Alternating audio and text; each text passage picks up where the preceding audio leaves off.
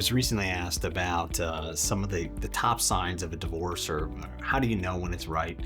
The answer is there's not a one size fits all, but there's a variety of things that can happen in your life, and ultimately it's up to you to decide what you want. For example, there's infidelity. That is sometimes a deal breaker for people, where it's like that trust is broken and they can never build it back up, and it's over. Not only is there physical infidelity, but there's financial infidelity. There's emotional infidelity, such as, having secret bank accounts, accounts that you didn't know about, having relationships, or whether it's physical or not, that you didn't know about. When someone's trying to hide something from a spouse, it can feel like a violation. The reality is, I've seen people that have had affairs and they were able to get past it, and they make the relationship even stronger. You might be different. And it's up to each individual person as to what can they get past. And I never tell someone there's a right or a wrong.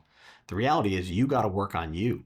Go to therapy, go work on yourself, and decide, can you get past this? Because if you can, then it might be worth it. If you can't, then it might be time to consider divorce. What are some other reasons why people might consider divorce? Well, life happens. Life changes. I have people come to me all the time and they say, Brian, my spouse is not the same, and she's changed. She and I aren't on the same page. And I tell people all the time, change is a good thing. Change is one of the only things in life that we can guarantee. And I say to them, hey, if you got married at 25 years old, are you the same person you were at 25? Of course not. As you get older in life, your values change, and that is okay. But it's when your values change and they're no longer in alignment with your spouse's, that's where things come back and you start saying, well, our values have changed. Can we get them realigned? If you can, great, work on it. If you can't, now you have to make this decision of how far is too far. Have you ever thought about life without your spouse and felt a sense of relief? Some possible happiness? If so, it's probably time for you to consider divorce. If life feels like it would be happier without them involved, then it's probably too far gone. But if you walk into your home every day and you're saying, God, I can't even remember the last time I was happy. Why? What has changed? Has your spouse given up? Sometimes people ask me, Brian, what's the number one cause of divorce? Is it infidelity? Is it money? And I say, honestly, it's not. It's a lack of attention to the marriage. When you started dating, you put this person first, and you would think about it. What can you do? What kind of activities could I do to make them feel special? And when you get married, you get jobs, you get families, you have in-laws, you have other things that go on in your life. And if you don't make your spouse a priority, that's when they start slipping away. And that's when we start taking things for granted. Don't.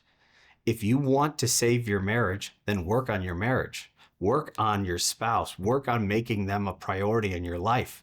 And if they won't do the same, then you have to ask yourself, are you worth it? Do you deserve someone that would be willing to do that for you? And if they won't do it, you have to make a choice.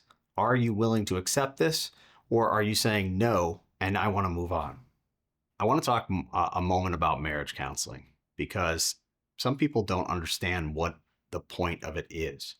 Some people think of counseling as just, I go and talk to my therapist and I vent, and they just listen to me, and I lay on a couch, and then I leave. A good therapist is going to try to understand what got you to where you are, and they're also going to try and give you some help and solutions to fix those problems. Now, let's face it, just like lawyers, just like doctors, just like any other profession in the world, there are some therapists that are better than others. And guess what? Some therapists might be good for some couples and not good for other couples. It depends upon their styles. So I would say this: if you are in therapy and it's not working, ask yourself why. Is there anything that you could do different? Because all you can do is focus on you. If you feel like your spouse is the problem, then you can ask yourself this: could a different therapist maybe get a different solution? I always say it's worth a try. Why? Why not? If you try therapy, marriage counseling, with one therapist and it doesn't work, if you try another one and it doesn't work, you're in no different position than you are right now.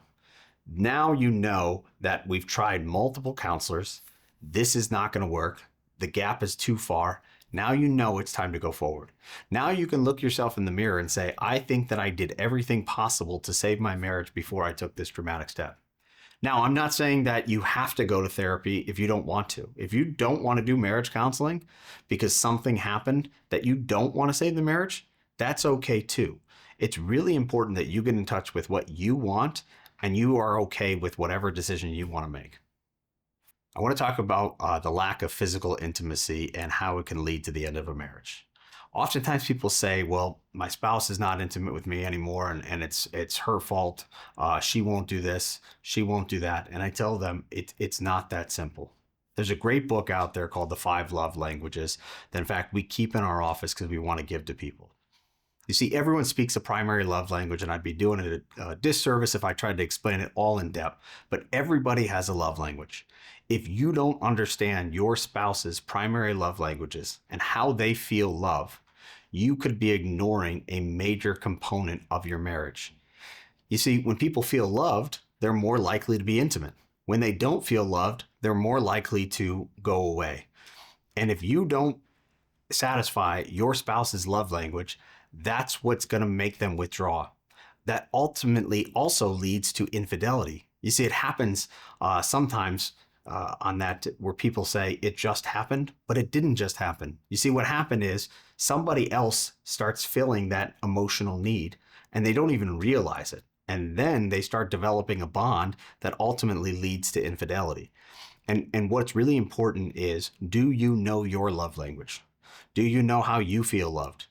And then do you know how your spouse feels loved? And if you guys work on that communication and say, I'm not feeling loved for this reason or that reason, then you have something you can work towards.